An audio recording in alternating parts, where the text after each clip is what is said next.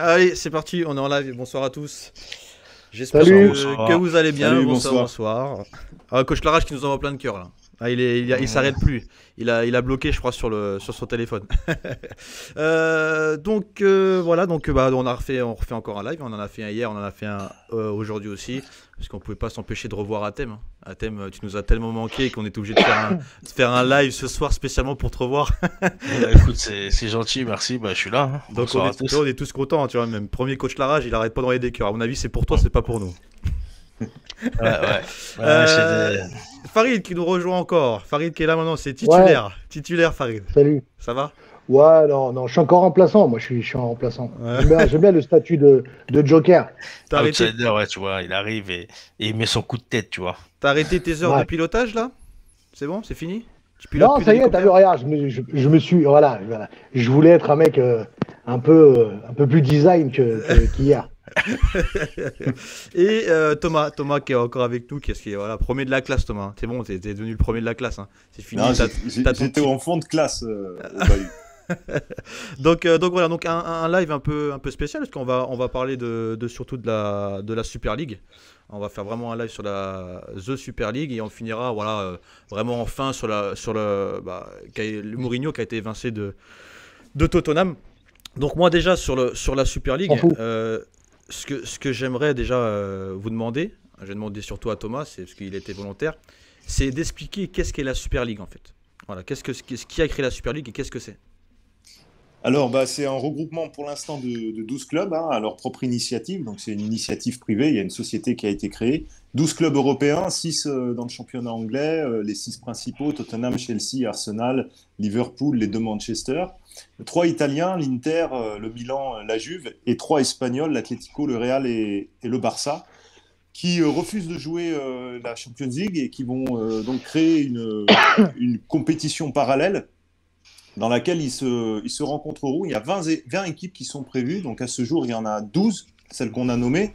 3 autres qui vont les rejoindre d'une façon permanente et 5 autres qui seront choisis chaque année selon des modalités qu'on ne connaît pas. Donc ça fera 20, deux poules de 10, match aller-retour, ça fait 180 matchs.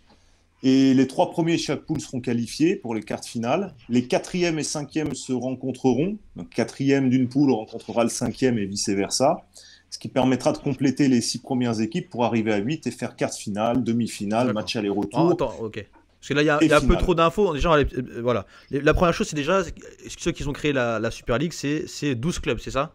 Ouais, c'est les 12 C'est clubs. 12 clubs. Alors Donc on on les a... répète, c'est Manchester United, Liverpool, Chelsea, Manchester City, Arsenal, Tottenham, l'Inter, le Milan, la Juve, le Barça, le Real et l'Atlético. Donc c'est ces clubs-là qu'ils ont créé The Super League. Et qu'ils ont mis en Alors, président. en président, Florentino Pérez, et puis il y a deux adjoints, deux vice-présidents, que sont les présidents donc, de Manchester United, la Glazer. D'accord, d'accord. Ok. Athème, qu'est-ce que t'en penses, toi? Est-ce que tu penses que ça a été.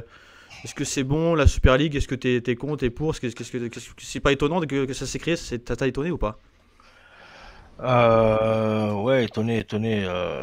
Oui et non, parce qu'on savait déjà que la nouvelle formule de Ligue des Champions n'était pas appréciée par beaucoup. Et automatiquement, ben, on avait entendu cette spéculation d'une Super League qui allait être créée pour justement contrer un petit peu cette nouvelle formule. Aujourd'hui, cette Super League, elle arrive à un moment très particulier parce qu'elle arrive vraiment en plein milieu d'une saison.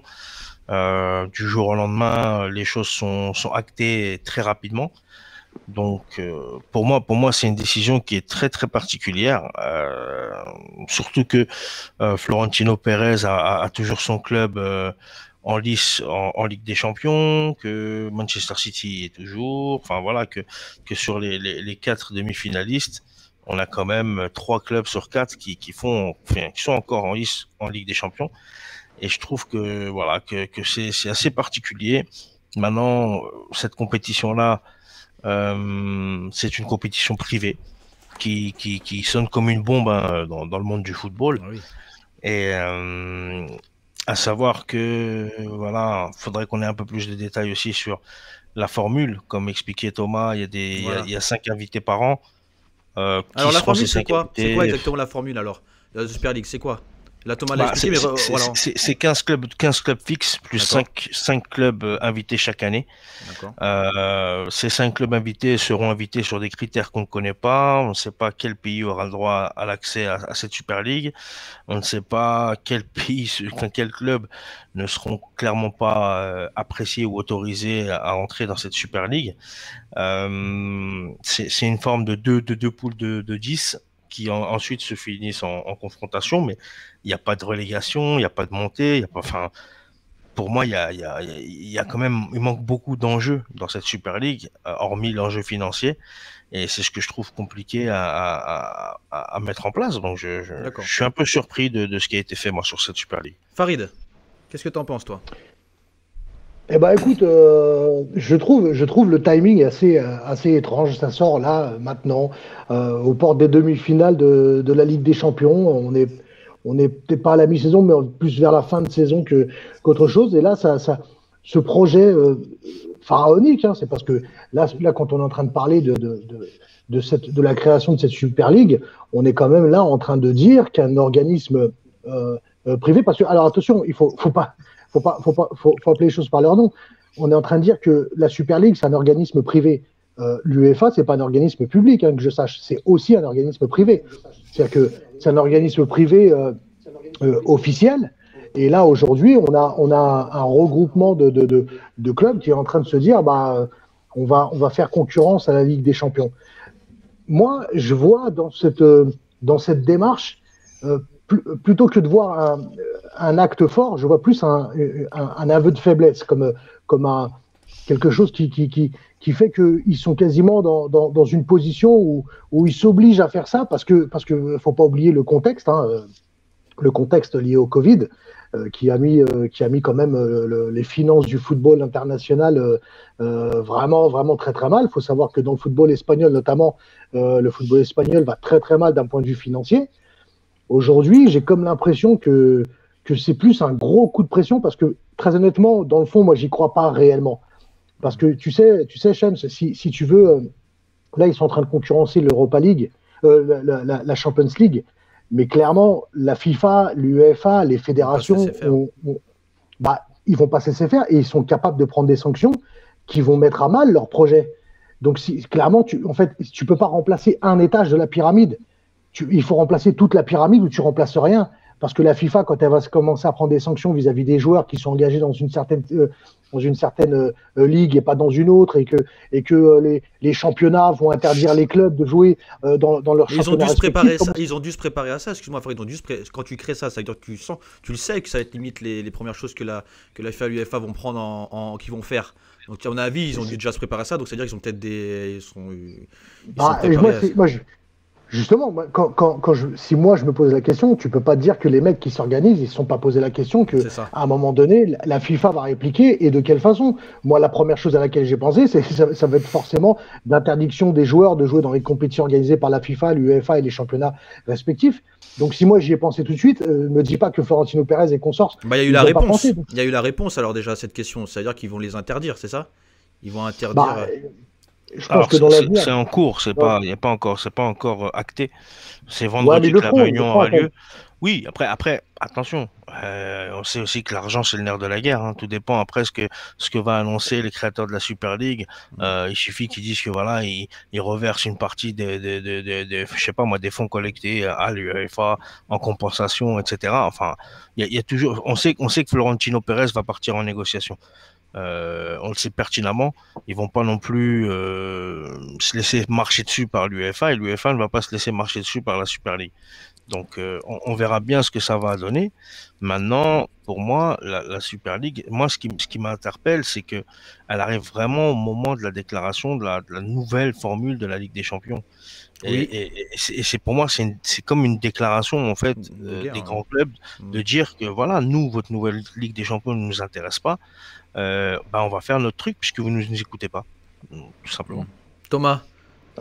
Mais justement, là, moi je rebondis sur la remarque d'Athème au niveau du timing. Le timing, il n'est pas surprenant. C'est une vraie déclaration de guerre. Pour le faire à ce moment-là, juste à la veille de l'annonce officielle de la nouvelle formule de la Ligue des Champions, voilà, c'est sérieux. C'est sérieux. La société, elle a été créée. Je pense que le projet, il est largement bien pensé, y compris dans les sanctions éventuelles. À mon avis, il y a un jeu de dupes qui se mène aujourd'hui entre notamment la FIFA, l'UEFA et ces clubs-là. Il faut savoir que la FIFA a déclaré qu'elle était contre, elle a simplement déclaré qu'elle était contre une Super League fermée. Et si on joue sur les mots, cette Super League, elle n'est pas complètement fermée. Pourquoi? Puisqu'il y a 5 invités par an. Donc c'est jouer sur les mots. Mais à ce stade, je ne serais pas surpris qu'il y ait un jeu de dupes et que j'attends de voir pour vraiment comprendre s'il y aura des sanctions. Maintenant, dans le fond, sur la démarche de la création de cette Super League, bon, je pense qu'il y a plusieurs grilles de lecture. D'abord, on a tous compris qu'il y a des enjeux économiques derrière. On cherche une rentabilité supérieure à la compétition européenne. C'est ça qu'on cherche, enfin, que ces clubs recherchent. Une quoi? Tu m'as dit, j'ai pas entendu. Une rentabilité?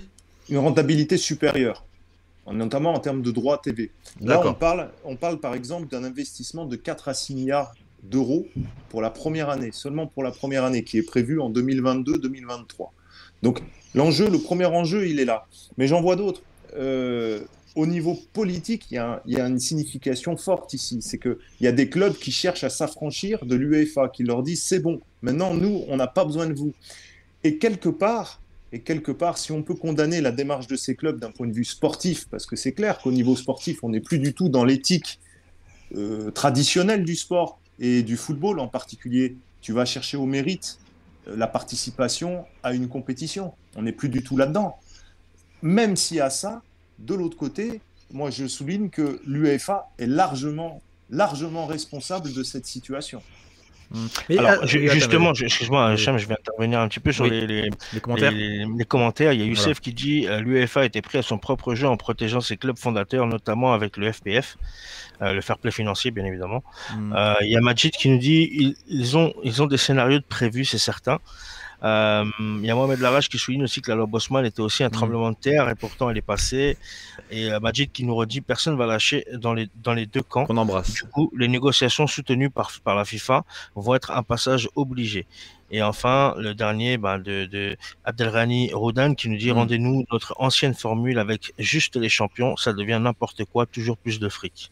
Mais les gars, moi j'ai une question là. Pourquoi en fait, alors pourquoi, c'est à quel but pourquoi ils veulent créer Super League en fait? C'est que financier. C'est pour les droits télé alors. C'est tout, c'est juste ça. Non, mais moi je pense surtout que le projet c'est quand même de forcer l'UEFA de se mettre à la table des négociations et d'avoir une part plus importante du gâteau. Comme je te l'ai dit, le contexte il est quand même hyper important dans là où on est en train d'évoluer. Je pense qu'il y a pas mal d'années.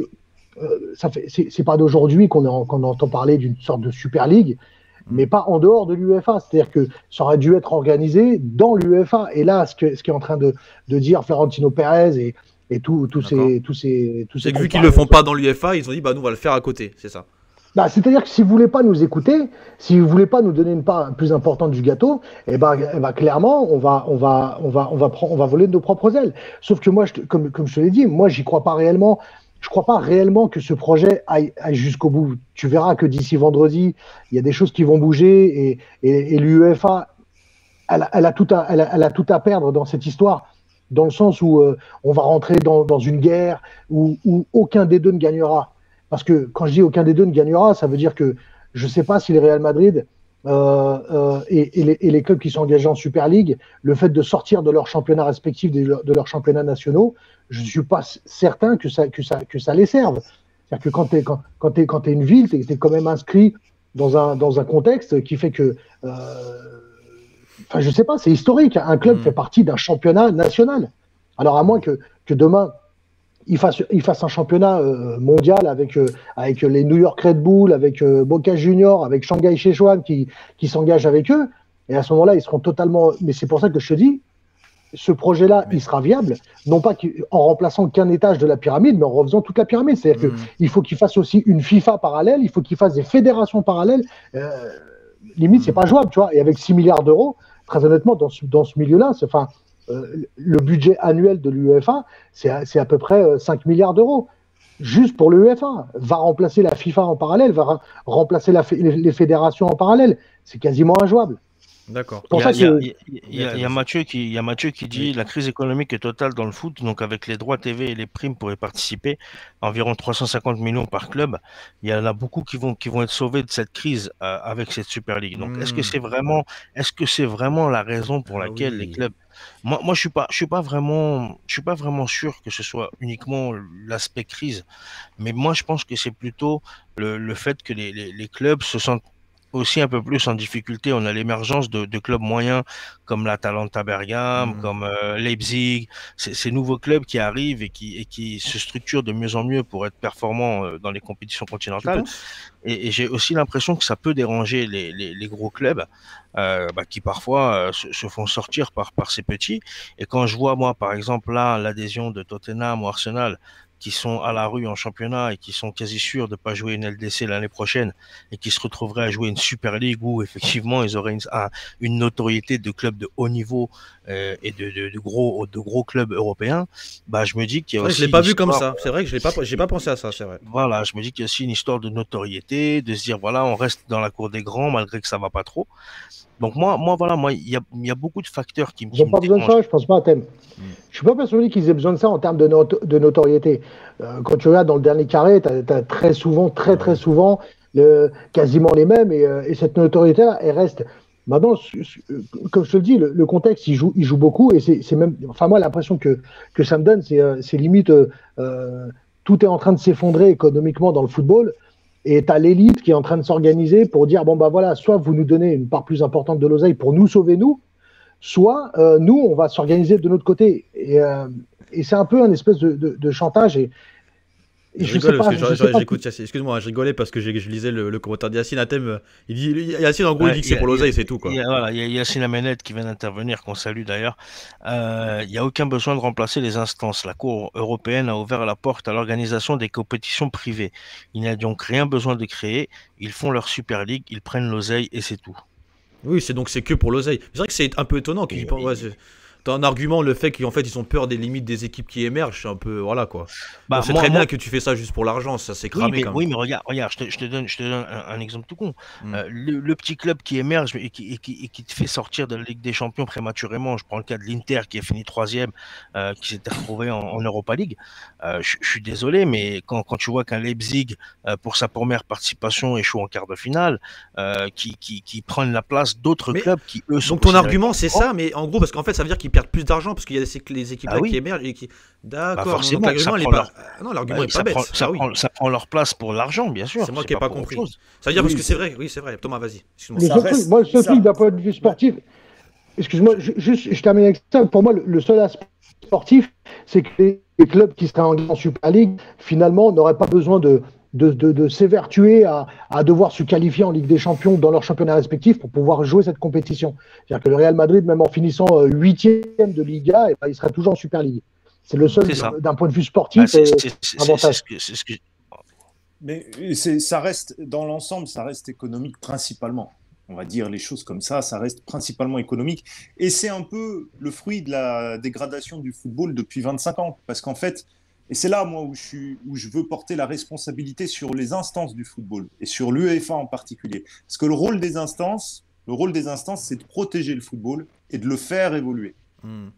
Or, ces 20-30 dernières années, l'UEFA particulièrement n'a pas assumé ce rôle-là. Il y a eu l'arrêt Bosman et tout ce qui s'en est suivi derrière. Je ne dis pas qu'il ne fallait pas le faire, cet arrêt Bosman, mais il fallait être cohérent derrière sur les compétitions proposées. Il y a eu l'évolution de la Ligue des Champions qui a favorisé l'émergence de ces phases de poule dans lesquelles il n'y avait plus d'intérêt sportif particulier à voir les matchs et que donc ça a eu un impact aussi sur l'audimat que maintenant ces clubs de la Super League cherchent à augmenter en créant une Super League dans laquelle il n'y aura que des affiches. Parce que quand tu regardes les matchs de poule, il y a peu de surprises, il y a peu aussi d'engagement, parce qu'on gère, on est dans la gestion. Donc, c'est l'UEFA qui est responsable de cette situation. Il faut le dire, c'est l'UEFA. Parce que, encore une fois, au moment de l'arrêt Bosman, il y avait plusieurs solutions. Soit on créait directement des championnats européens, puisqu'on considérait que les clubs pouvaient recruter tous azimuts dans la zone Europe, autant créer des championnats européens. Ou alors, on fixait quand même des limites. Et les limites auraient pu être 5 plus 6. 5 étrangers, plus 6 nationaux. Mais on n'a fait ni l'un ni l'autre. On est allé dans le sens d'un football capitaliste, d'un football qui surenchérit en permanence. Et aujourd'hui, on s'étonne qu'il y ait des présidents comme Florentino Pérez qui cherchent toujours plus à faire des bénéfices. Mais c'est la responsabilité des instances du football si on en est arrivé là. Ça date pas d'hier. C'est pas une trahison de la part de ces clubs à proprement parler. Si on doit parler de trahison, il faut parler de trahison dans les rangs des instances du football qui avaient pour mission, je le répète, de protéger le foot et d'encadrer l'évolution du football. On a Atem qui a quitté, il a eu des... il est en mode mise à jour, son ordi il est en mode mise à jour. Il a souvent des mises à jour. Oui, lui, il a souvent des mises à jour. Toujours, c'est bizarre ça. C'est pareil, il va revenir. Pourquoi il n'y a pas de club français, les gars? Le Paris Saint-Germain a refusé, comme le Bayern. Alors le Bayern a expliqué sa position. Le Paris Saint-Germain, je n'ai pas lu d'explication particulière. Voilà, alors peut-être. Parce qu'ils considèrent que c'est comme le Bayern, ils ont le même propos que le Bayern, c'est que pour les riches. Donc ils veulent rester dans les règles, que comme quoi c'est ouvert à tous, ou ils veulent pas que ça soit ouvert que pour les riches en fait. Il y a l'éthique sportive, mais il n'y a jamais que l'éthique sportive. C'est jamais le seul argument. Ouais. Dans le cadre du Bayern. Dans le cas du Bayern, il y a une histoire particulière d'un club qui est très traditionnel. Il y a aussi plus largement une histoire du foot allemand qui est très soucieuse de l'évolution qu'elle donne à son football. On l'a vu dans sa capacité à rénover son football, dans sa capacité à attirer des spectateurs. C'est une moyenne de 45 000 spectateurs par match avant Covid. C'est inégalé, 45 000 de moyenne. Donc c'est des clubs qui ont la notion de réguler ce qu'ils font, notamment, c'est des clubs qui ne sont jamais, par exemple, en déficit budgétaire. Ils régulent ce qu'ils font, leur manière d'agir, en fonction de tous ces paramètres. Le football sans les spectateurs, sans les supporters, ça n'existe pas. Donc, ils tiennent compte de ça. Quand on voit, à contrario, qu'à Liverpool, les supporters, ils sont très mécontents. Là, on a sur les lives, excuse-moi, sur les lives, en tout cas, le PSG ne ferme pas la porte à une possibilité de rejoindre les fondateurs. C'est ce qui se dit. Après, voilà. Yacine qui dit évidemment que l'UEFA est coupable. Elle a ouvert des portes aux riches. Eux, ils sont mis les pieds, ils sont rentrés dans la pièce, ils veulent tout, c'est clair. Après, il dit soyons lucides. Le Qatar organise la Coupe du Monde. Dans 1 an et demi, ils vont pas se mettre contre les instances aujourd'hui. C'est vrai qu'il a raison. Exactement. Non, mais ça, Yacine, il a entièrement raison là-dessus. Si pour l'instant le Qatar émet des réserves, déjà premièrement, je pense qu'ils doivent comprendre que c'est avant tout un très très gros coup de pression plus qu'un réel projet. C'est que mon avis, mais je pense que cette Super League, finalement, elle a pas grande chance de voir le jour. Je te dis, quand tu vois un petit peu le timing, à très peu de temps avant l'Euro, c'est vraiment, enfin voilà, un syndicaliste, il aurait trouvé à peu près le même timing pour pouvoir mettre la pression aux instances, pour pouvoir se faire entendre et se faire écouter et avoir certaines revendications.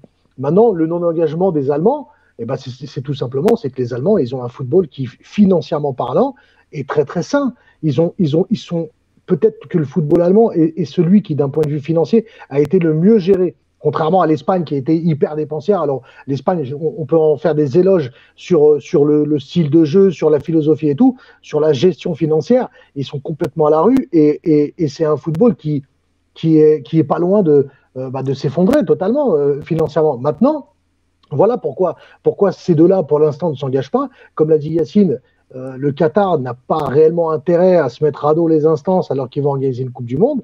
Et les Allemands, ils disent pourquoi est-ce que vous voulez voir une part du gâteau alors que nous, le gâteau, on le mange bien, les choses vont bien. J'ai eu Paulo Breitner il n'y a pas si longtemps que ça, on a parlé de la Bundesliga à travers une interview et le football allemand est très bien géré. Maintenant, je sais pas comment cette hormis peut-être, je te dis, d'ici la fin de la semaine, qui est de réelles négociations. D'ailleurs, apparemment, de ce que j'ai entendu parler, il y a peut-être Florentino Pérez qui va s'exprimer ce soir à minuit dans un live. Mais j'aimerais attendre déjà, avant de tirer de réelles conclusions sur cette décision qui a été faite, de savoir exactement si ça va aller au bout, si d'ici la fin de la semaine les choses vont pas se décanter. Là, la seule chose qu'ils ont fait, c'est un Mais communiqué. pourquoi en fait, comme Florentino Pérez et tout, pourquoi ils se mettent en avant? Alors pourquoi eux, ils se permettent, ils ont pas peur? Si ça passe pas, ils peuvent aussi après être mal vus par ces instances-là. Non, non, mais moi Non? je pense qu'ils. Alors moi, Je pose je des pense questions, qu'ils voilà. ils vont aller au bout, hein. Moi je te dis, ils vont aller au bout. Là, ils sont partis pour aller au bout. Je les vois très mal faire marcher machine arrière. Et de l'autre côté, l'UEFA a posé une parole aussi. Je les vois Mm. mal s'asseoir à une table. Là, on est dans un système. Il faut savoir que les instances du football sont des instances très traditionnelles et autocratiques. Elles ne Mm. consultent pas. Elles ne Mm. consultent pas. Elles décident. Voilà, il y a une élection une fois et après, c'est pas démocratique. Ils décident unilatéralement. Il n'y a pas de consultation, il n'y a pas de discussion. C'est voilà, je vais vous dire comment ça se passe et ça se passera comme ça. Là maintenant, c'est pour ça que je dis que c'est une question politique, de gouvernance. Mm. Les instances du football sont questionnées sur leur gouvernance. Et Mm. cet aspect Ouais. qui est très vertical, Mm. très vertical. À la FIFA, c'est pire que tout, parce qu'à la FIFA, il n'y a aucun régulateur possible. Il y a aucune structure au-dessus. Donc, Yacine est d'accord avec toi, ils vont aller au bout, hein. Yacine qui dit qu'on va aller au bout. J'ai d'autres commentaires, je lis un peu aussi les autres commentaires. J'ai Youssef qui dit le foot allemand est le moins dépendant des droits de TV car il y a une grosse diversification de ses revenus. Ils ont également un lien fort avec les supporters, ne veulent pas casser ce lien. On a Parc Rosa Stress qui dit le côté sportif. On parle de tout sauf du sport dans cette histoire. Une place en Ligue des Champions, ça se mérite. Pas tort. Une place de Ligue des Champions, ça se Ouais, mérite. mais Un tu milliard vois, de dettes pour tu le vois, Barça. James, le fait qu'ils aillent au bout ou pas, pour l'instant, rien n'est dit. Le point Godwin n'a pas été atteint, il y a pas de point de non-retour, Mm. il y a juste un communiqué qui a été fait. Il faut pas oublier, c'est vrai que juste le communiqué a créé un tremblement de terre, mais rien, strictement rien, n'a été fait. Ils ont simplement annoncé quelque chose. Est-ce que quelque chose est acté dans le marbre? J'en suis pas certain. la Si société a été demain, créée. La société a été créée. Mm. ouais, non, mais, mais évidemment, mais c'est une évidence que La thème est avec nous. si tu, si tu vas lancer un projet comme celui-là, il faut quand même que tu montres que tu es sérieux, il y a une banque qui est en train de nous suivre, on a monté le projet. Moi, avant de dire, je dis pas que ça ira pas jusqu'au bout, je dis que il est encore trop tôt pour voir exactement quel est le but réel de par rapport au timing. C'est-à-dire que on aurait très bien pu avoir cette déclaration juste après la finale Oui. de Ligue des Champions. Et voilà, alors que là, on est aux portes des demi-finales. On a 3 équipes qui sont engagées dans cette Super League qui font partie de ces demi-finales. On va avoir l'Euro. Pourquoi maintenant Pourquoi maintenant si c'est pas pour mettre une forme de pression? La Bah, regarde. menace. Ouais, vas-y Vas-y, Thomas, vas-y. vas-y. Non, juste la vas-y. menace, c'était les longues années qui se sont écoulées où plusieurs fois, cette histoire, elle a été posée. Elle a dit attention, on va venir à ça si vous nous écoutez pas. Ça, Ça fait c'était la 15 ans. menace. C'est ce que dit Yacine, ils ont mis des coups de pression depuis 15 ans. Ça, c'était la Mais à un moment menace. donné, ils vont Maintenant, franchir ils le sont pas. passés à l'acte. Ouais. Et alors là, j'ai un petit roman à lire. Et- Est-ce que vous aimez bien la lecture? Si tu veux, je le lis, si Vas-y, tu veux, je vas-y. m'en occupe. Il y a Yann Rosenberg qui dit l'UEFA et la FIFA vont s'appuyer sur le Fait partie de traité de l'équipe, hein, Lisbonne pour se défendre. Oui, d'ailleurs, oui, excuse-moi.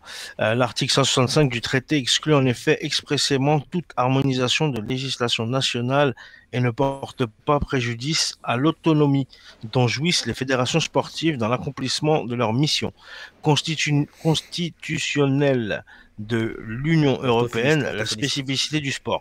Cela signifie que si le sport n'est pas au-dessus de la loi, il ne peut pas pour autant être appréhendé. Donc cela veut dire que la création de cette ligue entrave le bon fonctionnement des institutions et fédérations délégataires. Allez, je te Donc, mets un 6 sur 10 en lecture, allez. Ouais, c'est parce que ouais, Tu lis mieux que moi. Si je prends ta lecture à toi, c'est sûr que je sais mieux. Je suis pas encore Bernard Pivot, mais voilà pour revenir sur ce que disaient Toto et Thomas et un peu les avis de chacun, ça fait un moment qu'ils menaçaient l'UEFA et la FIFA. C'est exactement ce que dit Yacine. Et au bout d'un moment, ils ont mis en fait en avant et en exécution leurs menaces. Après, comme a dit Toto, réellement, il n'y a encore rien de concret. C'est-à-dire que on ne sait pas beaucoup de choses. On ne sait pas comment vont être sélectionnés les clubs invités. On ne sait pas quel pays Mais c'est aura le ça. droit à accéder à cette ligue. Mm. On ne sait pas qui va décider de qui pourra accéder à cette ligue. Enfin, il y a encore beaucoup de questions qui se posent autour de cette Super League. Maintenant, si elle a été mise en place aussi, c'est pour dire à l'UEFA et à la FIFA, aujourd'hui, vous n'êtes plus en gros maître du football, mais on va créer des institutions qui vont venir vous déranger. Et c'est un peu ce qui dérange la FIFA et l'UEFA, parce que la FIFA malgré ce qu'on peut dire, c'est une nation entre guillemets. Hein. C'est pas une organisation de bisounours, d'accord. C'est aussi une organisation où il y a beaucoup d'argent en jeu, où il y a énormément de personnes qui en font partie et qui ont des rôles bien spécifiques au sein du football. Et ça dérange qu'aujourd'hui, surtout des personnalités comme Florentino Pérez et ce genre de président viennent leur mettre des bâtons dans les roues, entre guillemets. Il y en a qui dit, là, tout à l'heure, je t'entendais dire, je crois que c'est Chems ou quelqu'un d'autre qui disait, ouais, mais est-ce que ça va pas nuire et tout au Real Madrid, machin. Mais le Real Madrid, c'est l'emblème du football. C'est-à-dire qu'aujourd'hui, le Real Madrid a une notoriété mondiale qui est tellement importante et tellement appréciée des gens qu'on se demande même si le Real Madrid ne va pas être plus fort que la FIFA sur ce dossier-là.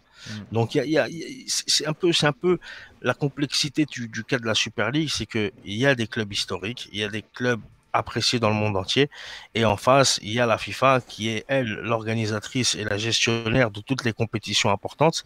Et c'est là où on se dit, voilà, le dilemme, il est important. Ouais.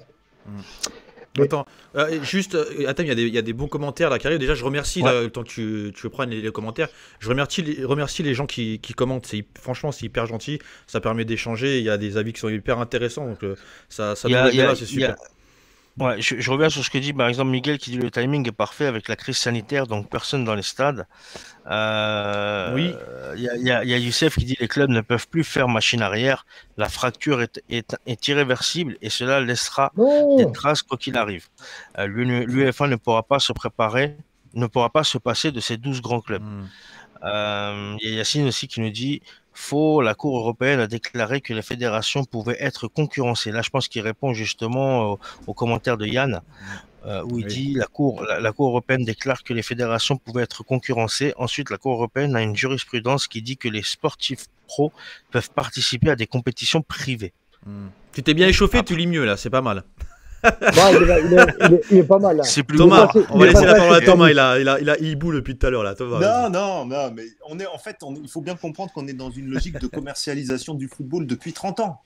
Ça fait 30 ans qu'on cherche à faire plus de bénéfices dans le football. Il y a deux choses qu'on n'a pas compris. La première, c'est qu'on est dans un monde limité et que tu peux pas faire toujours plus de bénéfices. La deuxième, c'est que le football, c'est une activité marginale. Elle n'est pas sujette à être productive. Elle est sujette à être un jeu, à être un spectacle. Et ça, c'est la FIFA, c'est l'UEFA qui a laissé la porte ouverte à ça. Maintenant, on a fait rentrer des loups. On a fait rentrer des loups dans la demeure. Et ils vont toujours demander plus. Là, l'idée, c'est de faire des affiches qui fassent plus de chiffres en termes d'audimat et de faire toujours plus de matchs sans tenir compte de la santé des joueurs, de la récupération des joueurs, de la qualité du jeu proposé, sans tenir compte de tout ça. J'ajoute aussi que le foot national, le foot des sélections... C'est faux ça, non ? Non, au contraire, ils auront moins de matchs. Ils en auront plus. Ils en auront plus. Pourquoi ? Parce que la formule de la Super League, là, qui est proposée, est composée de plus de matchs que la formule de la Champions League. Donc, il y aura plus de matchs, il y aura plus d'affiches. Mais ce que je voulais dire pour finir, c'est que ça ne concerne pas que la Coupe européenne, cette commercialisation du foot. Ça a touché le foot des sélections. Le foot des sélections, depuis cette période des années 90, il est en dégringolade. Et dans l'étape suivante, je vous annonce, et j'en suis convaincu, qu'il n'y en aura plus. Du foot de sélection, ça deviendra un truc soit très marginal, soit ça disparaîtra carrément. Parce que là, on va vers une vraie guerre et un vrai schisme du football. Farid, tu voulais dire moi, encore une fois, je me répète, là pour moi, on n'est pas dans un... Non, mais on n'est pas dans une recherche de bénéfices. Là, aujourd'hui, les clubs sont dans la recherche de pouvoir continuer à survivre à ce qui est en train de se passer.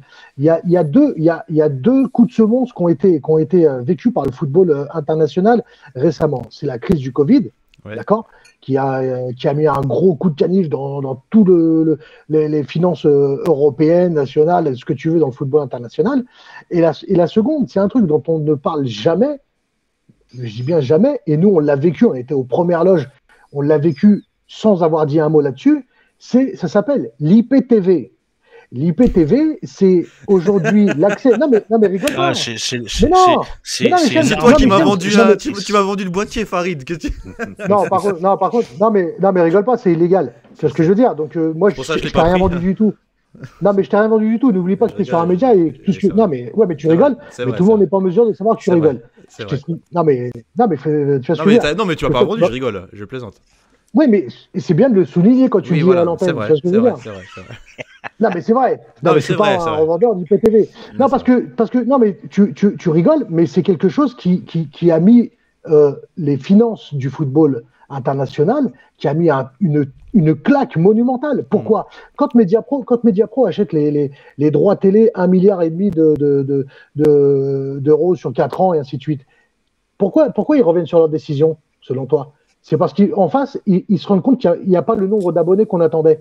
Pourquoi? Parce qu'aujourd'hui, de plus en plus de personnes se procurent la télé parce que le consommateur, lui, au bout d'un moment, il se dit quoi? Moi, d'un côté, j'ai quelqu'un qui me propose un boîtier à bas prix pour avoir toutes les chaînes toute l'année, et de l'autre côté, il faut que j'achète ce bouquet-là à 25 euros, Bah oui, c'est trop ce cher. forfait-là 11 euros, et ainsi de suite. Donc, les gens désertent.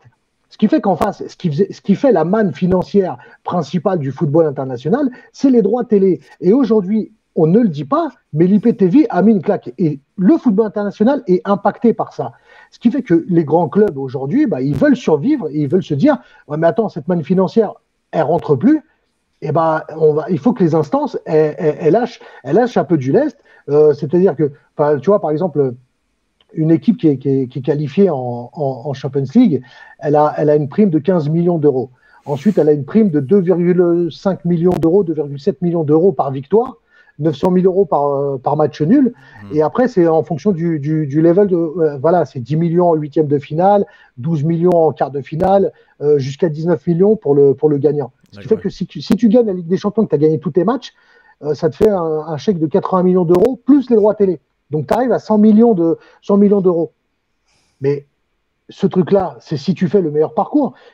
Toutes les autres équipes qui font pas un grand parcours et qui, en plus, vont être retranchées des droits télé, eh ben, je peux t'assurer que tu as des gros clubs aujourd'hui qui vont tirer la langue.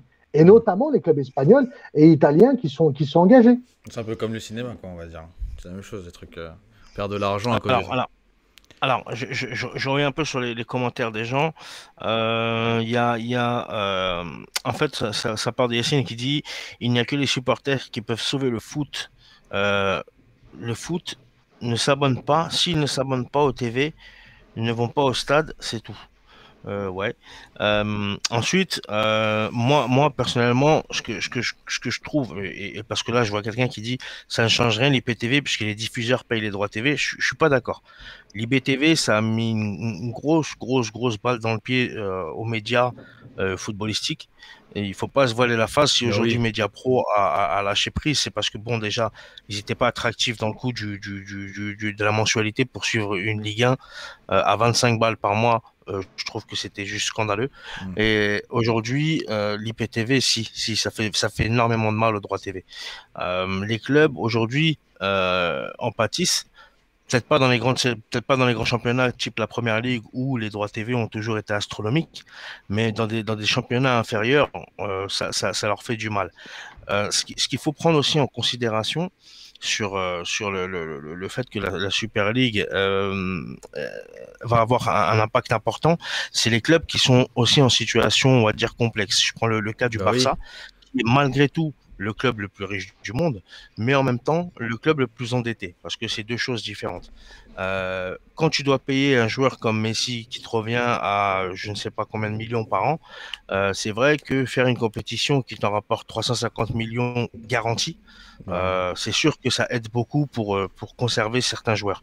Maintenant, il faut toujours voir l'aspect sportif et l'aspect financier. Sur l'aspect sportif, on perd beaucoup parce que les gens ne cherchent pas à voir toutes les semaines des Manchester City vs Manchester Bah United ou oui. vs Bah oui. c'est pas forcément ce qui nous plaît. On aime bien le délire du football avec les petits poussés. On aime bien voir aussi parfois un Leeds qui va taper un Bah oui. Manchester City, par exemple. On aime bien avoir Donc ça ce côté, dénature on va pour toi dire, le sport, quoi. Ça dénature le football, complètement, le mais côté sportif, ça dénature. complètement, parce que l'idée, c'est de, s'ils conserveraient leur participation dans les championnats locaux, ce serait de mettre, par exemple, les équipes bis en championnat. C'est-à-dire qu'une équipe jouerait la Super League et l'autre, dans la même équipe, l'autre partie de l'effectif jouerait le championnat. Je suis désolé, il y a aucun goût à une équipe comme West Bromwich d'aller taper Manchester City bis. On n'est plus dans le même contexte footballistique. Il n'y a plus le même engouement vis-à-vis de certains matchs. pour moi, ça dénature énormément le football sur plein d'aspects. Il y en a qui arrivaient à comparer, je lisais tout à l'heure des commentaires un peu dans différents groupes sur Facebook, où les gens comparaient la Super League à la NBA Oui, en bah, disant on c'est a vu ça. génial et tout, Ouais. ça va, mais ça n'a rien à voir. On peut pas comparer Ouais. le sport transatlantique avec le sport européen, qui sont deux gestions complètement différentes, que ce soit financière ou que ce soit même au niveau de la culture sportive. Moi, je pense que la Super League, elle est juste venue Elle est juste pour super. dire à l'UEFA et la FIFA, dire on en a marre en fait, que vous ne nous écoutiez pas et que vous nous en fassiez qu'à votre tête. Et ben aujourd'hui, on va se mettre face à vous et on va vous montrer qu'on est capable de faire des compétitions aussi importantes que les vôtres. Thomas. Oh, on t'entend plus, Thomas. Attends. Je crois qu'on t'entend plus. C'est bizarre. Ah, on a le même problème qu'hier, je crois. Farid, Ouais, en attendant. on a un petit problème dessus. Ouais. Bah écoute, moi, tu vois, c'est comme si, moi, je pense que le projet n'est pas viable dans le sens où c'est comme si tu étais dans l'État, tu vois, tu vis en France et que tu dis, je vais créer un État parallèle, mais juste au niveau des écoles. Voilà, c'est-à-dire que je vais créer des écoles, je vais créer des choses, mais je vais pas tout remplacer. Le problème, c'est que les ramifications des instances du football international fait que tu peux pas y échapper. Comment on va gérer, comment est-ce que va gérer, par exemple, la Juve, l'Inter et le Milan si demain la fédération italienne interdit à ces trois équipes-là de participer au championnat national? Comment est-ce qu'ils vont gérer ça? Comment est-ce qu'ils vont gérer si on menace les joueurs de ne pas pouvoir faire partie d'une sélection nationale si on joue dans une ligue? Parce que, encore une fois, les instances du football, quand on parle du projet de Super League qui est un projet privé, les instances du football sont aussi des instances privées. C'est pas des Oui, États qui gèrent. C'est vrai. C'est des instances privées, mais c'est des instances privées officielles. Et là, dès l'instant où tu dis officiel, ça veut dire que bon voilà, on voit bien, il y a même des politiques qui prennent position. T'as Boris Johnson, t'as Emmanuel Macron, t'as des gens qui prennent position vis-à-vis de la défense des instances parce que justement, elles sont tellement implantées que c'est devenu limite des États et que tu ne peux pas esquiver. C'est pour ça que je vois mal comment est-ce qu'ils vont réussir à faire de ce projet un projet périn, dans le sens où les sanctions qu'il va y avoir en face joueront tellement en faveur des instances. Après, c'est sûr ça, Farid, ou pas? C'est sûr ça que les sanctions, parce que après c'est du jeu, c'est juridique. Après, est-ce que c'est marqué ou c'est marqué comme quoi on peut se permettre de sortir Moi, je vais te rappeler juste une histoire qui a été très très proche de nous. Ali Badreddine, qui est un mec qui est de chez nous, hein, qui joue à Champ Futsal. À l'époque où tu sais, il y avait une fédé qui s'était faite, une fédé de futsal. Et comme il avait pris sa licence dans cette fédé-là et en même temps à la FFF, ils lui ont mis 99 ans d'interdiction de licence FFF. Je sais pas si t'imagines, c'est-à-dire qu'en fait, on te fait comprendre, bah ok, si tu veux jouer dans une autre fédé, si tu prends une. Non, mais c'était stipulé ça, cette règle-là, elle était stipulée avant déjà. Mais est-ce que là, c'est stipulé dans les lois, c'est quoi les lois de l'UEFA? C'est la.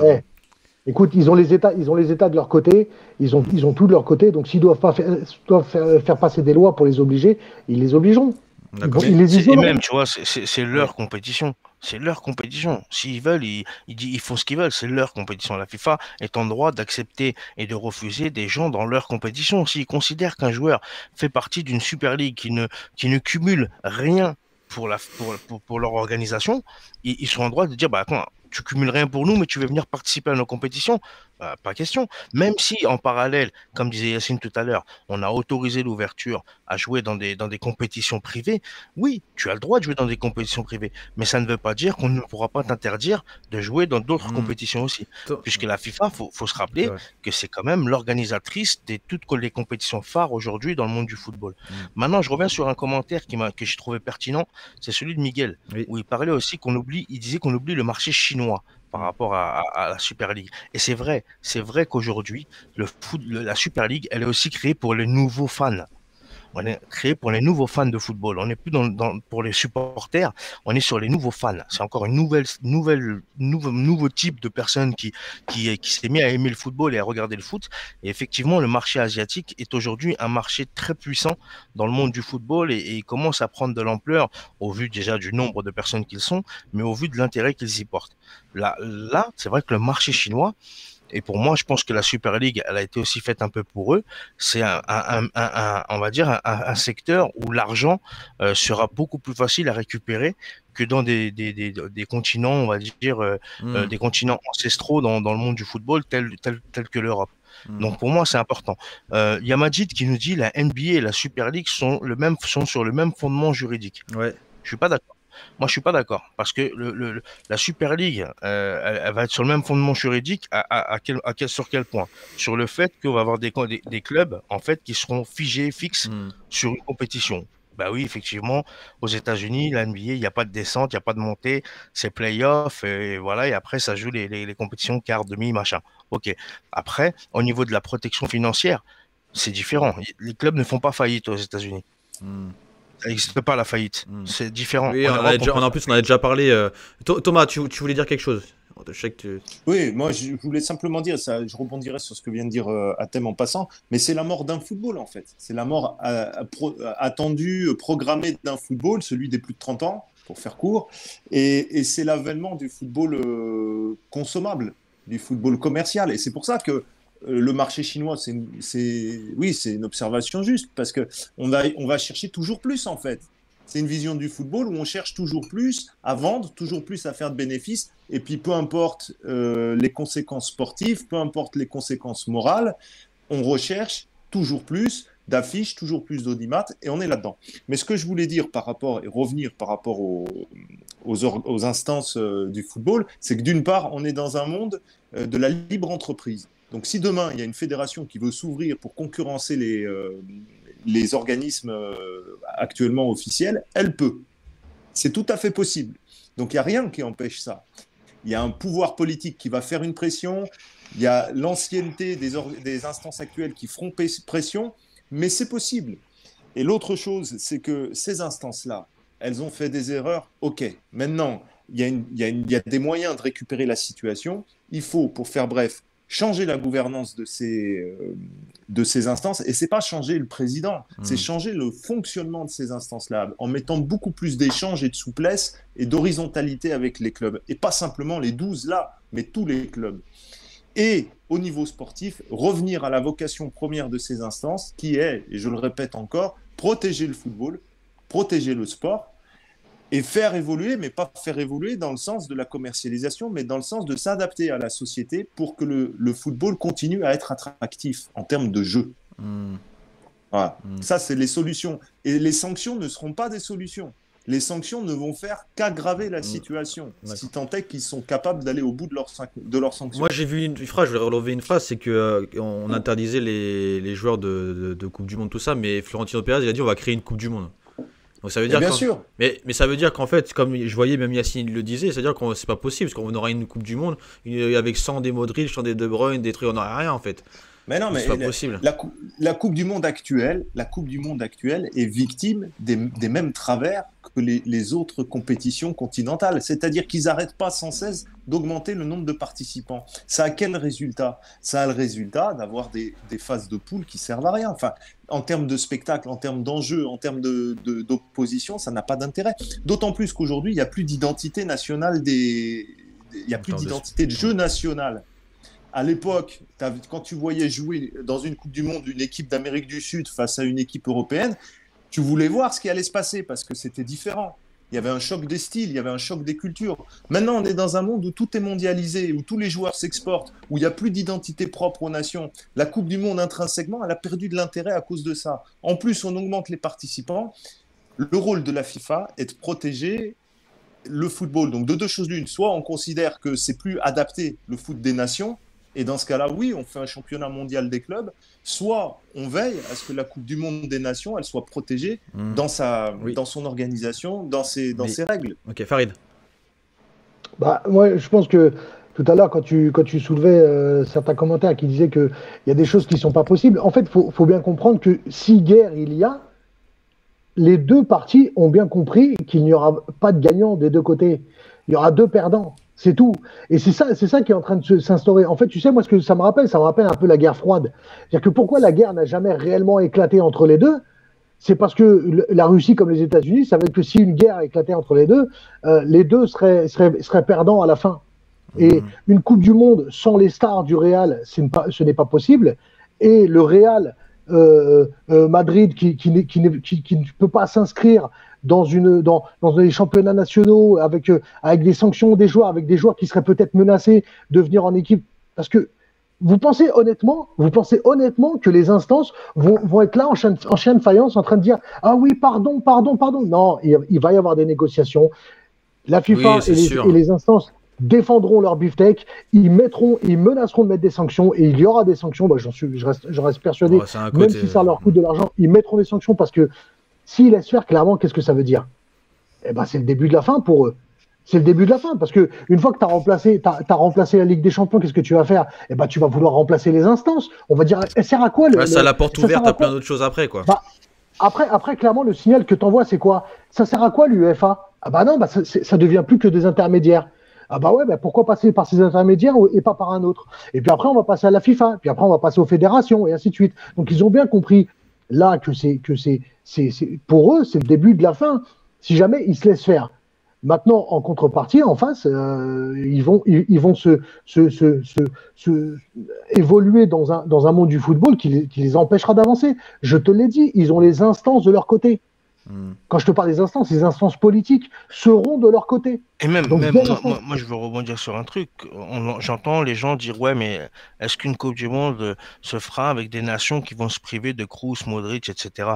Mais qui dit à ces gens-là que c'est pas les Kroos, Modric qui quitteront leur club parce que justement ils veulent rester dans leur équipe nationale et qu'au contraire ces clubs-là vont perdre en termes de qualité de joueurs. Et on va retrouver des Miguel Tavares, attaquant du FC Barcelone par exemple.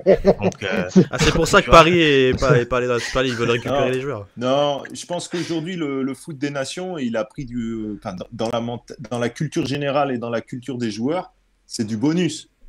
C'est du bonus. C'est plus le nec plus ultra que ça pouvait être par le passé. La hiérarchie des compétitions, elle a évolué. Aujourd'hui, si tu demandes à un joueur de choisir entre la Super League ou la Coupe du Monde et son équipe nationale, si vraiment il est obligé de choisir, il prendra là où il a le plus intérêt.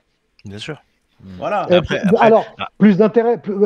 Quel plus d'intérêt? Peut-être un intérêt financier. J'allais dire, si ça dépend de l'intérêt que le joueur vise. Si le joueur vise l'intérêt financier, il va choisir la Super League.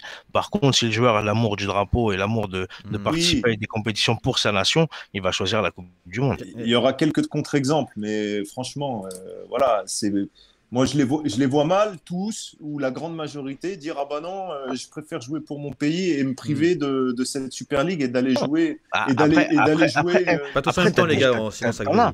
Même si Yacine il dit « Mais vous êtes sérieux, les joueurs vont refuser de toucher dans leur club 50 millions au lieu de 15. Vous êtes fous, les gars. » Moi, je suis pas d'accord avec lui. Il y en a, parce qu'il y en a qui sont plus proches de leur nation que de l'argent. C'est tout. Maintenant, il peut dire ce qu'il veut, il peut penser ce qu'il veut, parce que lui, il est dans un monde capitaliste actuellement et il voit le foot capitaliste. Je suis désolé, mais il y a encore des amoureux du drapeau. Maintenant, il peut lui penser ça, dire on est sérieux, on n'est pas sérieux. On est sérieux, on est sérieux, mon frère. On parle de tendance. On parle de tendance. Il a répondu l'amour à thème, tu me fais rêver. Là, mais quel amour? Le seul amour, c'est l'oseille.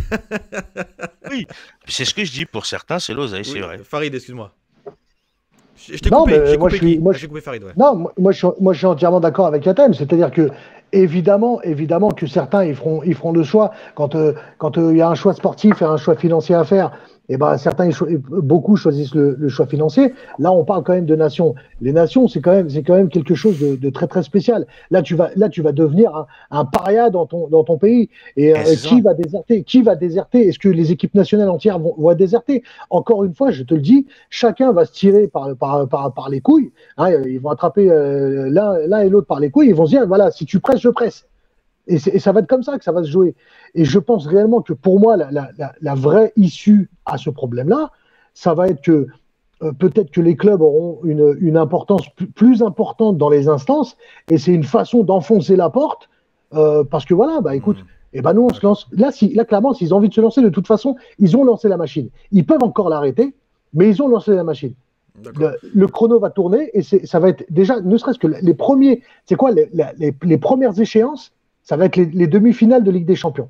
les demi-finales et la finale. Mais là, il Donc paraît que déjà, c'est vrai que le PSG, ils vont peut-être être champions, ils vont gagner la Ligue des Champions là, parce qu'ils vont. Bon, ça c'est, comme je dis, on en rediscutera quand ce sera acté. Ça sera acté. Par contre, là, j'ai un truc pertinent de Parc Rosatrès qui dit, mais si tu crées la compétition et que ça marche avec les clubs, qu'est-ce qui empêcherait de créer une compétition avec des nations? Ça n'a pas d'intérêt. Aujourd'hui, le foot des nations n'a plus d'intérêt. Honnêtement, on va se dire les choses. Il y a tellement. Non, mais dans le Oui, sens où il veut dire, c'est s'ils possible. sont sanctionnés par la FIFA, ils ne peuvent plus jouer dans les sélections, entre guillemets, catégorisées par la FIFA. Bah, pourquoi ils ne créeraient pas en fait, ils feraient Ouais. une, une cup à eux, enfin une coupe du monde à eux, et avec leur nation, avec les joueurs qui sont dans cette Super League. Hmm. bah, C'est parce que là, c'est une possible. attaque directe au Fédé. Va Ah bah oui, expliquer, oui, oui, là Thomas, c'est la bagarre, après c'est encore pire, ça va plus loin. T'as vu, il a dit Thomas, Taïmad, il a dit c'est vendredi la réunion. Deux scénarios sont possibles. Manchester, Real et Chelsea exclus et Paris remportent la LDC ou le Bayern, Porto, le BV reviennent pour les demi-finales. Moi, j'y crois pas à la deuxième. Ce mais que je ça va disais foutre tout à la l'heure, je merde, l'avais, c'est je pas l'avais possible. diffusé. J'y crois pas dans la deuxième. Et ce que raconte Bild, j'ai du mal à accrocher sur ce qu'ils disent parce que l'UEFA a tenu un autre discours en disant que cette compétition-là se terminerait telle qu'elle est. Mais que ça, comme en gros, les sanctions prendraient effet à partir de la saison prochaine. Réintégrer le Bayern, Porto et le BVB, bah, ça veut dire qu'en gros, Non. vas-y, Ah oui, t'as raison, Mathieu. on refait un championnat à 4 et on se fait c'est pas la peine de refaire des demi avec élimination. Hmm.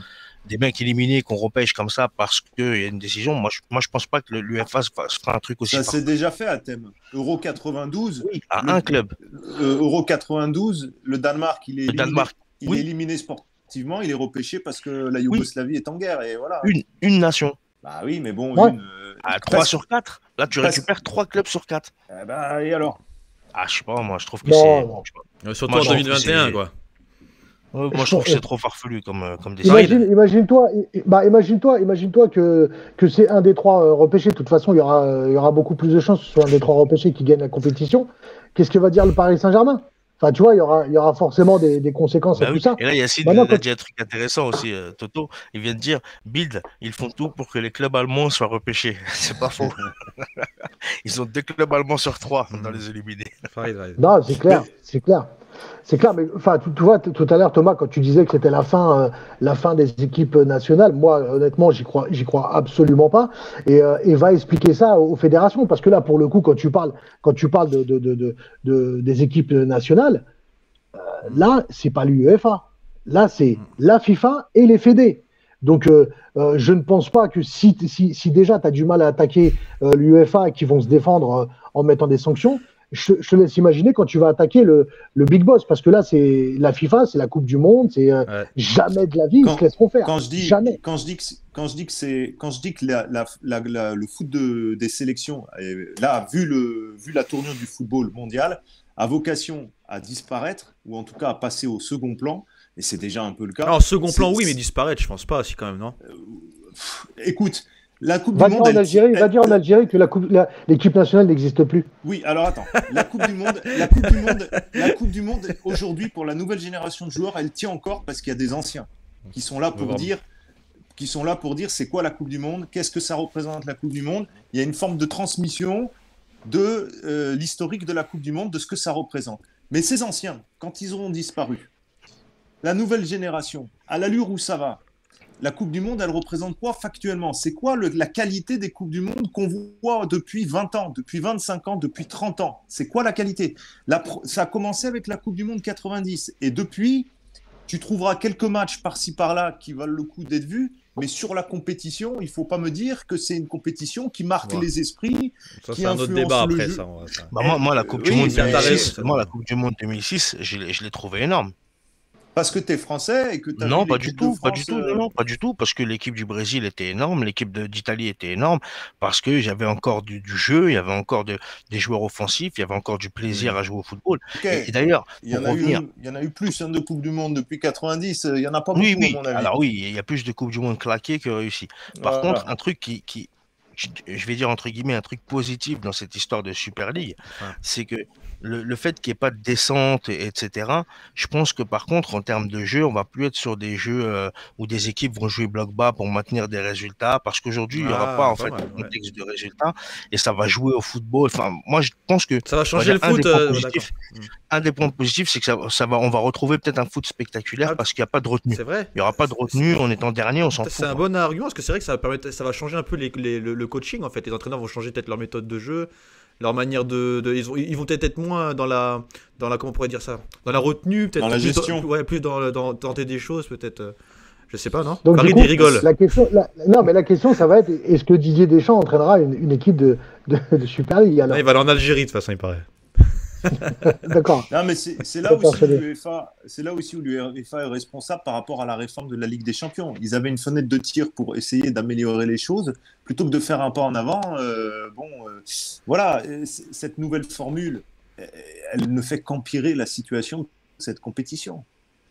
Voilà, et il y avait peut-être autre chose à imaginer pour rendre la compétition plus attractive, pour favoriser le jeu. Ça, c'est le rôle des instances. De veiller à ce que les règlements, les compétitions, tout ce qui fait le football permettent d'influencer le jeu pour plus de jeux, pour plus de spectacles, pour plus de prise de risques. Voilà, c'est ça le rôle. Il y en a qui disent que ça va gonfler les cotes sur les côtés match.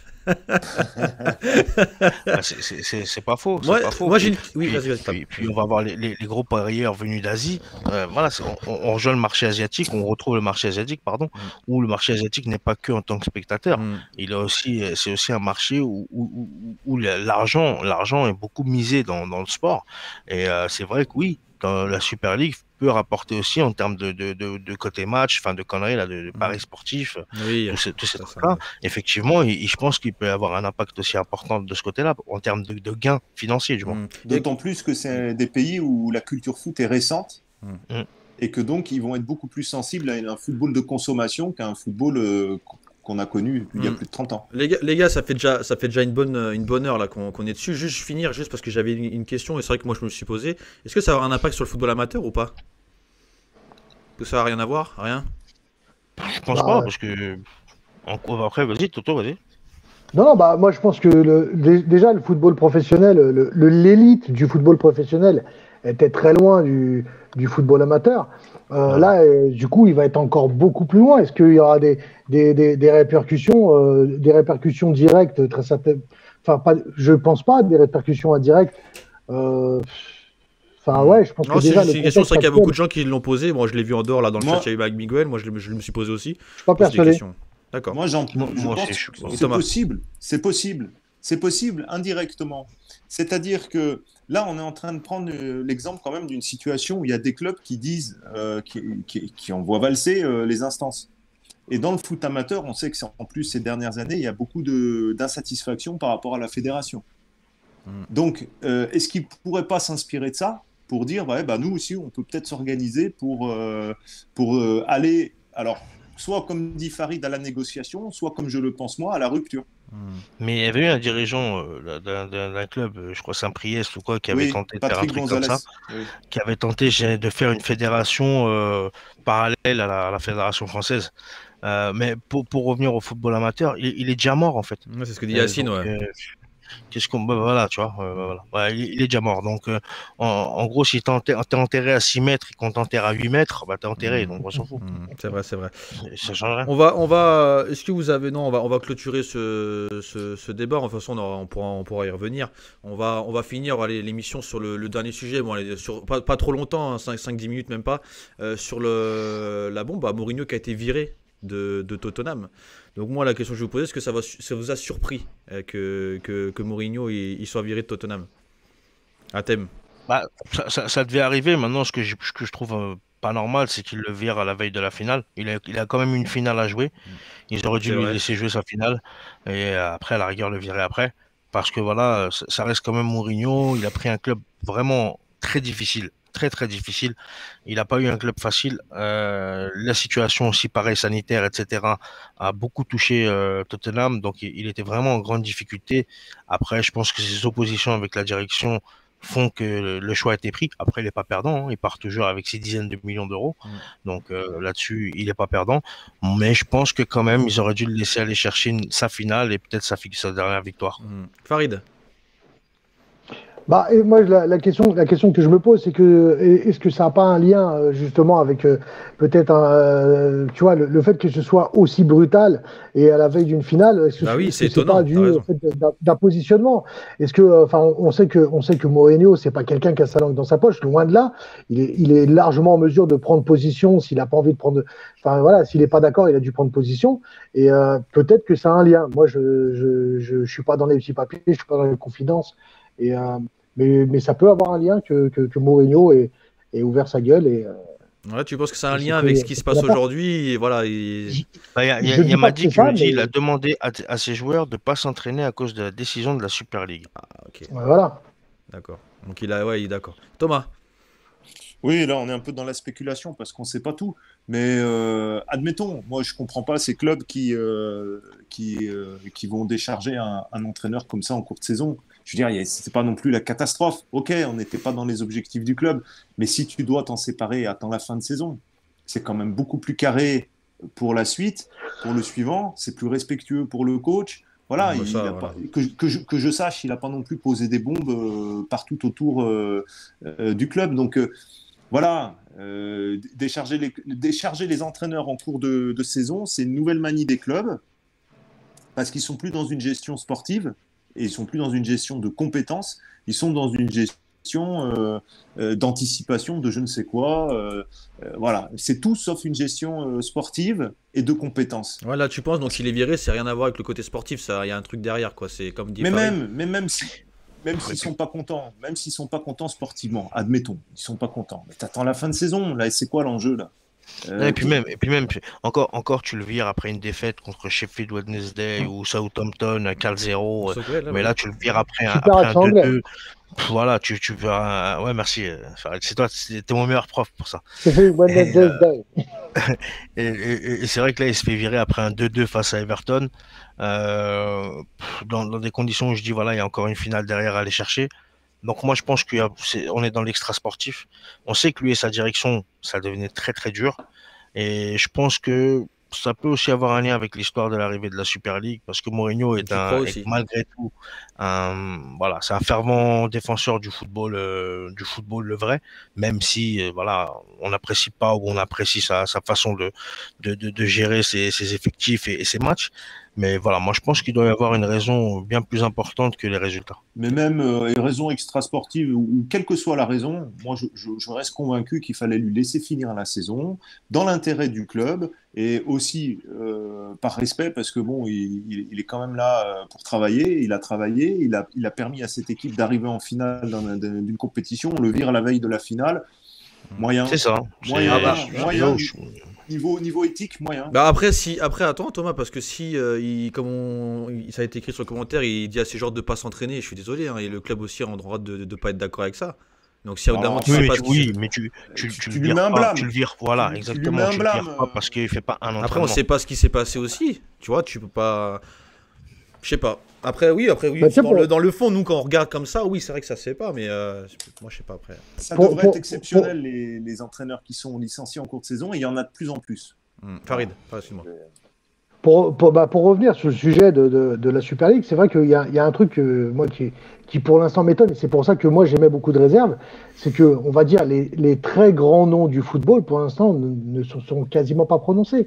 Enfin, on a eu des réactions, on a eu des gens qui donnent plus ou moins leur avis. Enfin voilà, des mecs comme Gary Neville, des mecs comme Sidney Govou, mais c'est plus facile d'être contre que pour, hein, de le dire, hein. Ça c'est sûr. Mais j'ai comme l'impression que, enfin voilà, peut-être que Mourinho, ça pourrait être une tête de fronde contre cette Super League. Tu penses qu'on le saura, Farid, ou pas ça? Tu penses qu'on le saura qu'il a été si c'était pour ça qu'il a été viré? Mourinho, en tout cas, c'est pas le genre à cacher ce genre de choses. Si c'est réellement le cas, je pense qu'on le saura. Ouais. Bon, il va réentraîner. Vous pensez, il va retrouver un bon club ou ça va devenir un entraîneur qui c'est mort, c'est fini pour lui? Il restera pas sur un échec. Ah à chaque fois on dit ça, à chaque fois il échoue. Il restera pas sur un échec. Il échoue où? Excuse-moi, il a fait quoi là depuis quelques années là? Non, non, Bon. il a gagné la Liga L'Europa League avec Europa, Manchester voilà. United. Ah, mais c'était il y a combien de c'est temps, pas- ça? Pas c'est il y a longtemps. 2 ans.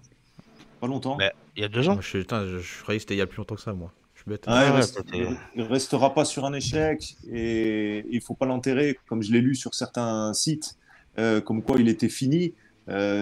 Attention, on Tu est, peux on reprendre est, la sélection portugaise. Il y a plein de choses qui sont encore faisables. on est loin d'avoir en face de nous un débutant ou quelqu'un qui est fané comme ça en quelques Mais là, il a années. eu quoi? Il a gagné la Ligue Europa, c'est ça? Il y a 2 ans, tu m'as dit? Il y a la Ligue Ouais. Europa, et après, au niveau des championnats, il a. Ouais, après, c'est. Oui, mais non, mais Après, il prend Tottenham. Hein. il est là, il est là. Ok. Ok, d'accord. Bon, bah, ouais, Farid, bon, toi aussi, tu penses qu'il va réentraîner ou il va avoir un gros club ou un club un petit peu de. Non, mais je pense qu'il y a un challenge qu'il n'a pas relevé. Athènes l'a soulevé, c'est la sélection nationale. Est-ce qu'il est en mesure de pouvoir prendre la sélection nationale? Pourquoi pas? Après, moi, je pense que lui, il a encore cette envie, je pense, de continuer à entraîner. Ce que je pense qui est un peu fané, par contre, c'est peut-être son modèle.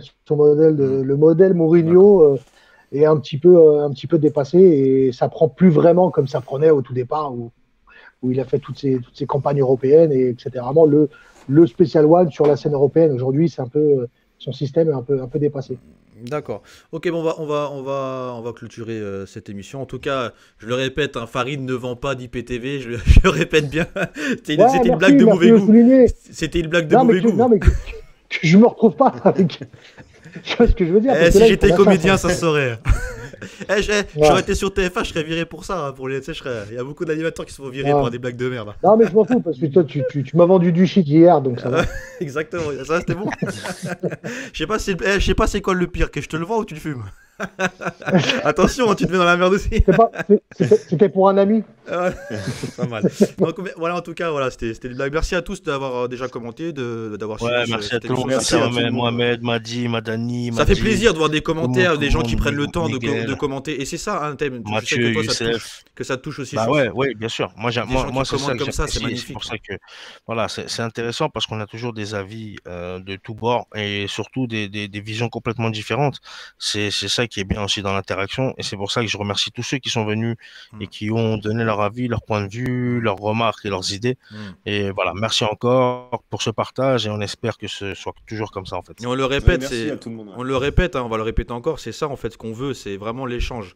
On n'est pas là pour montrer que ce qu'on dit c'est vrai, on a notre avis, chacun son avis, c'est ça qui est pourquoi on crée aussi cette émission-là, c'est pour que tout le monde a sa place et puis tout le monde puisse donner son avis.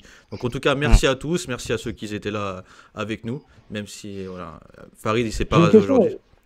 J'ai juste une question, comment vous faites pour voir les gens dans le chat? Parce que moi je l'ai pas... Ah, bon, on a deux. Sur Facebook en fait. Oui.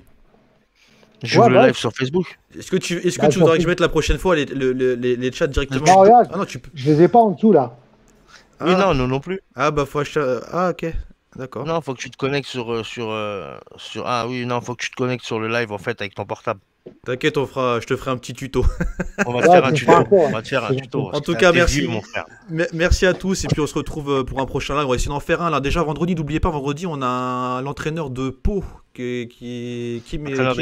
gardien qui est entraîné les U19, voilà, qui sera là. On va peut-être faire un live aussi avant ça, mais de toute façon on vous communiquera tous sur les réseaux sociaux. En tout cas, merci à tous et puis bonne soirée. Ciao. Bonne soirée. Ciao, bonne soirée. Ciao.